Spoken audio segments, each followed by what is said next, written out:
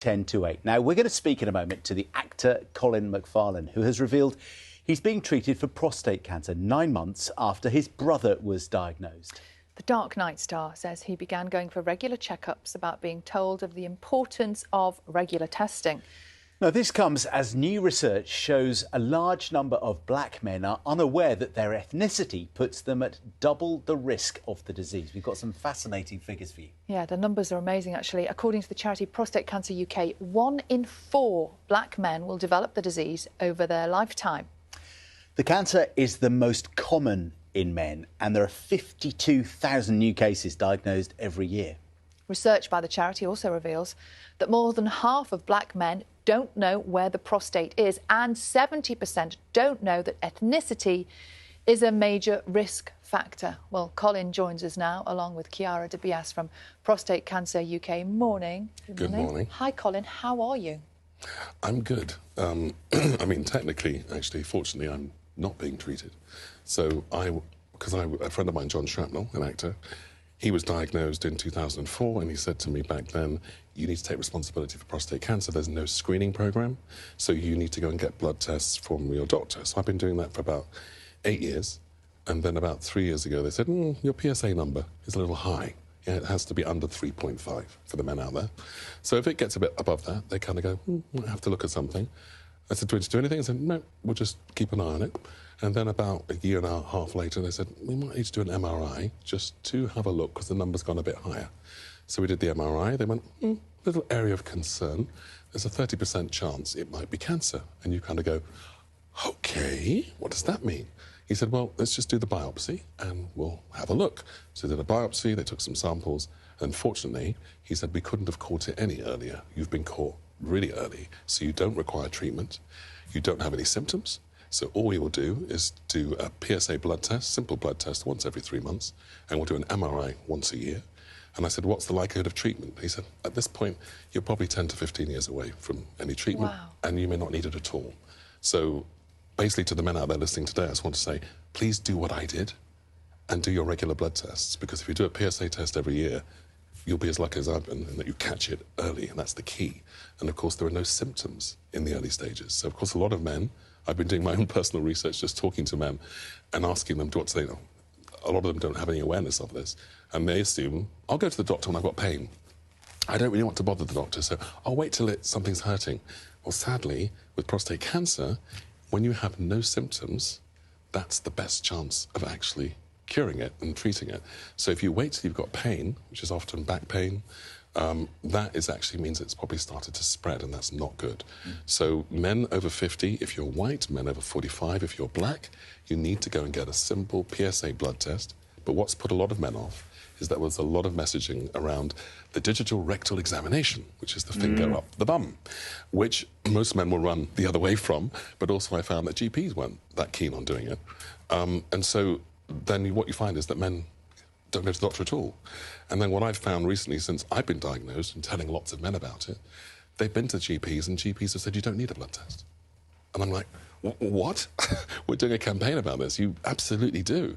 And so I said to my urology specialist at St Bart's, why are GPs turning men away? And they said, because from about 10 years ago, PSA used to be on its own, not entirely reliable. But he said what they don't realise is the game has changed, but in a good way for men, in that the MRI technology has improved so much that MRI in tandem with a PSA blood test is incredibly accurate.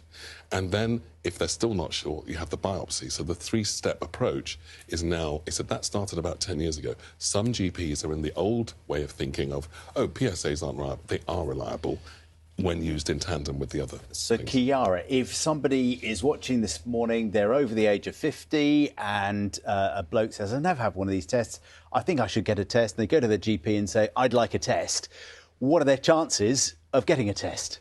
Well, all men in the UK are eligible for a free PSA blood test. But actually, the big message today is to go to the Prostate Cancer UK website to do the risk checker. Because, as Colin's just beautifully outlined, there are some quirks about prostate cancer, the fact that it starts without symptoms. But today, the really important message is for black men over 45, because, as you said from this survey, 80% of the black men that we spoke to didn't realise that their ethnicity put them in that incredibly high-risk category. And then when they realise that, 2/3 of them, quite understandably, assume that they'd be invited to have that PSA blood test. So the really important message is what we want to do is separate fact from fiction. We want to make it really simple for men to understand what their risk is. And we've talked about black men over 45, but also importantly, men with a family history of prostate cancer are 2.5 times more likely to get prostate cancer as well. So these are the men that we really want to do the risk checker. It's very simple. It just takes 30 seconds to do. And importantly, we'll then give you all the information you need about the PSA blood test. Because, again, as Colin said, it's not perfect. It's not a test for prostate cancer, but it is very much the first step in that prostate cancer pathway so that we can rule something in, rule it out.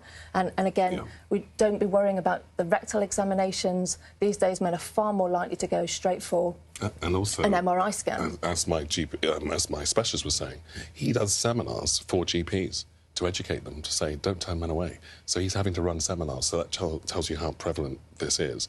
And the other message I wanted just to convey to people listening is that because men are so reluctant to go to the doctor, this is a campaign for Father's Day. There's a great message for fathers out there. If they have daughters, if you have a daughter, be aware that if you have prostate cancer and you have a daughter, she is at higher risk of ovarian and breast cancer. So if men won't do it for themselves, do it for their daughters. That's really important. And another thing that I think is quite important is, you know, you talk about actually it can be really difficult to get a test. And with any type of cancer screening, there is a huge level of anxiety, isn't there, involved in it.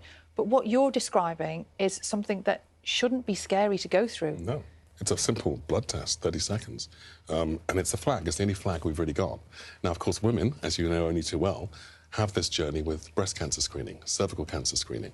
So there is an assumption by a lot of men that they will be invited for a screening if they're at risk. You won't be. It's really down to the man. So all men listening out there need to know, as we've said before, over 50, get checked if you're white, over 45 if you're black. And as we were just saying about the risk checker, if you don't want to go straight to the doctor, you just anonymously go to the website, you put in your age, your family history of cancer, your ethnicity, and information will come up and advise you to then go to your doctor if necessary. Are we going to get a screening programme, a national screening programme at some point? Is that on the horizon? We hope so. That's the ultimate aim, of course. And at Prostate Cancer UK, we strongly believe that there is enough evidence to support a screening programme for black men over 45 and for men with a family history. And in fact, they're investigating that and looking at the research this year. So we hope that we're at least one step closer to getting a screening programme for these very high-risk men. But it really does come down to understanding that men, that they have a prostate, that it can get cancer, and that it's all about the risk of getting it